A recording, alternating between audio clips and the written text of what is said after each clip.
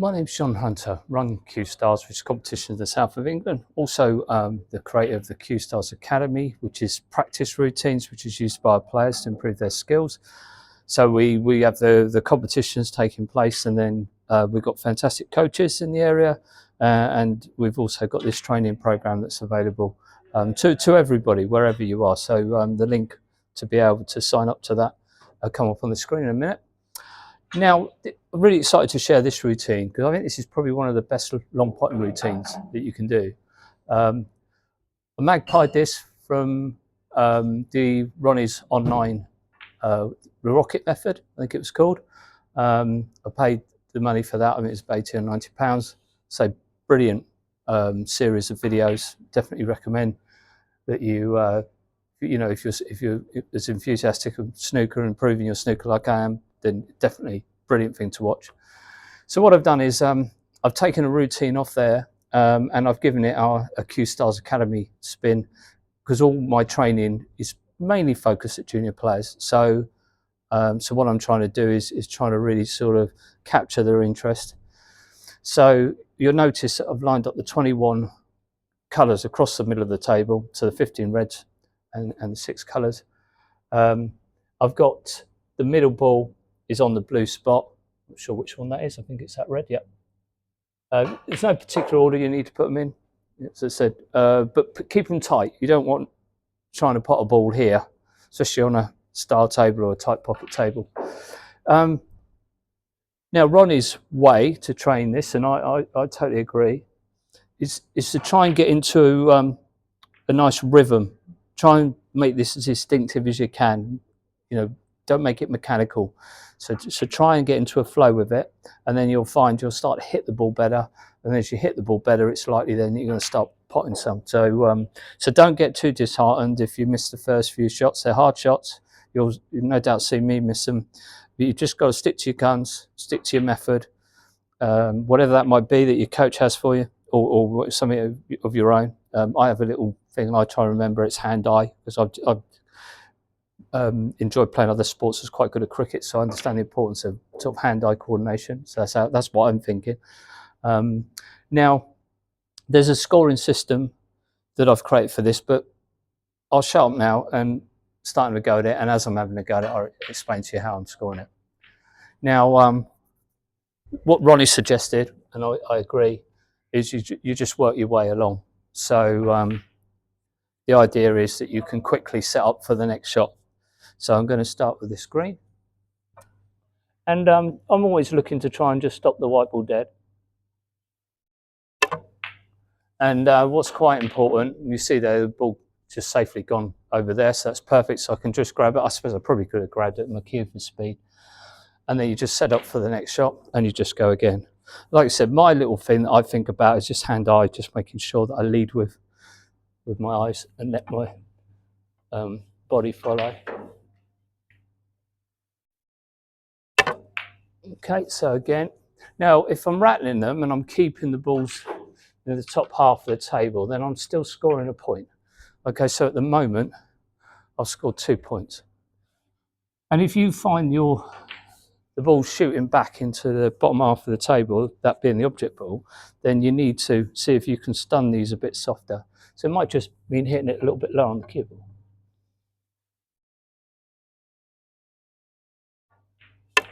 Oh, now that was a poor shot. Now that's probably going to cost me there. Yeah, it has. So you can see that's come into this half of the table. So just pop that over there so it's out the way, and then go again. And the trouble at the moment, I've got into no rhythm yet. So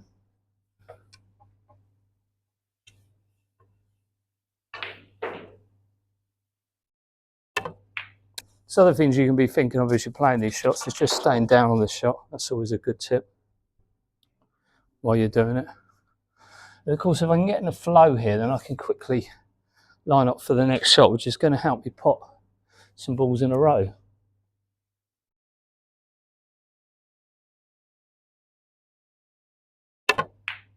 Right, that was better. Hit that one nice, made a nice sound as well. That's always good. It's nice to get that good feedback. You can see there, because I pot that, I can quickly set up for the next shot and go again.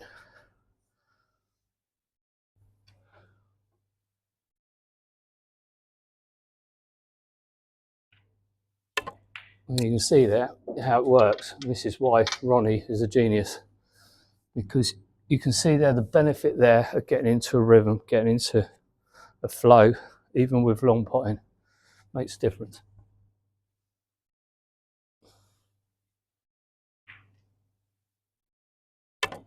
Okay, didn't hit that one well, so I'm going to lose that. It's coming into this arm, so I'll pop it over there so I know. And it's important, as I said, you just keep these balls in these areas, because then what it does, it makes it very easy to score this when you finish.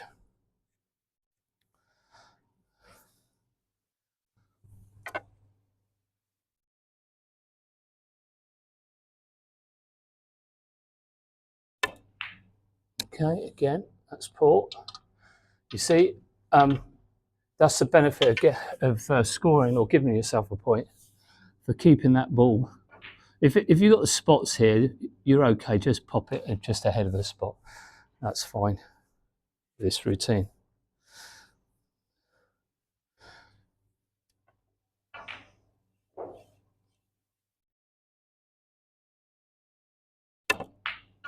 Okay, I didn't hit that too bad, but again, because I'm missing it on the near jaw, it's causing me more trouble. And in a game, of course, that's no good. That's coming back into the danger area. If I rattle it and keep it in the top half of the table, chances are I'm going to get away with it.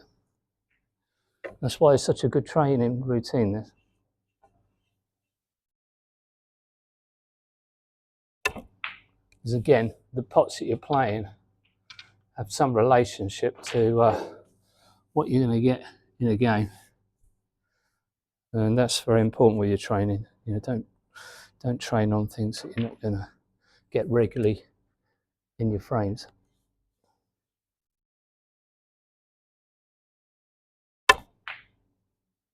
Okay, wasn't too bad, and my reward there, you see, is that it stayed in that half the table. Now, when you get to the reds on the other side, then you're now potting them into the other pocket.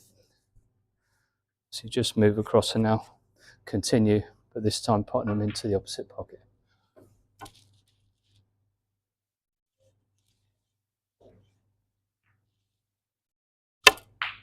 Okay, that's all right. All right. You notice I'm not hitting these hard because, again, I want some control over the object ball. Should I miss it? So it's not flying around, colliding into other balls and giving players easy chances, giving my opponents easy chances.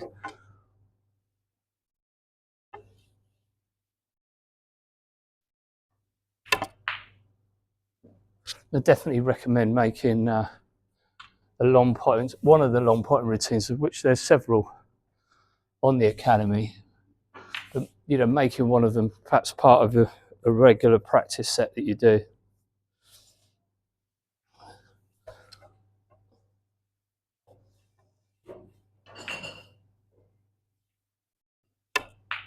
And for people that join the academy as VIP members, I've created an area in there where you can record your score. So there's training sets available for all levels, whether you're just starting out in your snooker journey or you're sort of playing at a high level.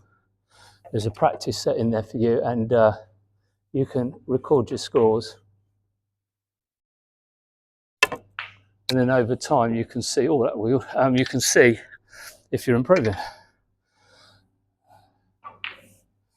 And even me, at my grand old age, I'm still trying to improve my skills if I can.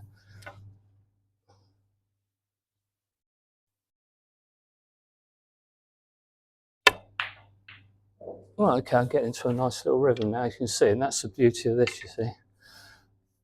You know, I like to think it's not mechanical. I'm just starting to sort of do this quite naturally, quite instinctively.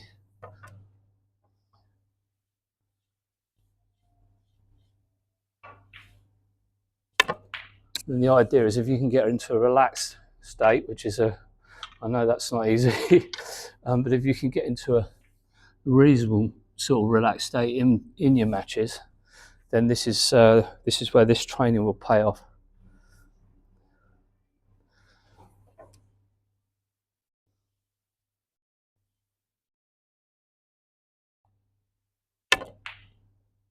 That's why I like the film stuff, because it does create that little bit of tension that you get. So I think it's a good thing, because you know, I think everybody sort of has two cue actions. One when they're practicing, there's no pressure, and the other one is when the pressure's on. And so if you can create that pressure in training, then it gives you a much better indication of how you're really playing. Because the amount of people come up to me as, oh, yeah, I'm playing so good in practice, I'm clearing the lineups, and then they go in a match and have a disaster and they can't understand it. But to me, that's pretty obvious, because the lineups are easy, they don't relate much to a match. Oh, go ahead, that one bad. And you're doing them without any pressure on them. If you're going to do lineups, again, like I said, I've got a lineups 1000 challenge in the academy. The idea behind that is that people send in films and them clearing the lineups, which is fantastic for the Cuestars channel. And as I said, if you haven't joined it, please do so, because there's nearly 1,000 videos now to watch. But you know, everything you could think of.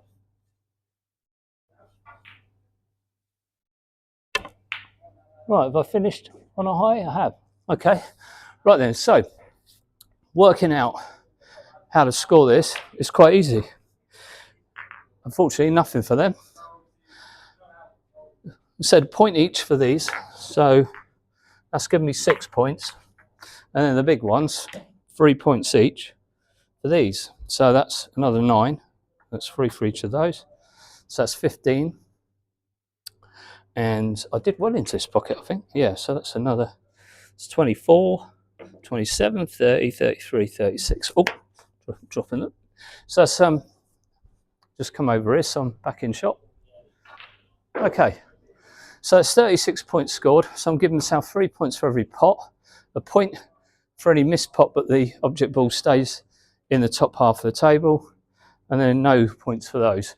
What's going to follow now is a video of a young Hungarian player. He's only 12, I think, maybe 11 or 12. Barney is, and he puts me to shame. I think he scores something in the 40s there. So please check that out. It's amazing. Got an unbelievable cue action. Anyway, once again, if you haven't subscribed, please do so. That'd be great. Give the video a thumbs up. And then the thing that I don't fully understand, but I think there's a bell icon you can click, and then once you're subscribed, it will notify you of when new videos are put up on the Cuestars YouTube channel. And the channel, as I say, it's a mixture of videos. It's training videos. It's videos of our amazing players doing incredible things in international, professional, all sorts of events. So yeah, so please subscribe if you haven't done so already. And once again, thanks for watching. Hope you enjoyed the video, and I'll see you again soon. Take care. Bye.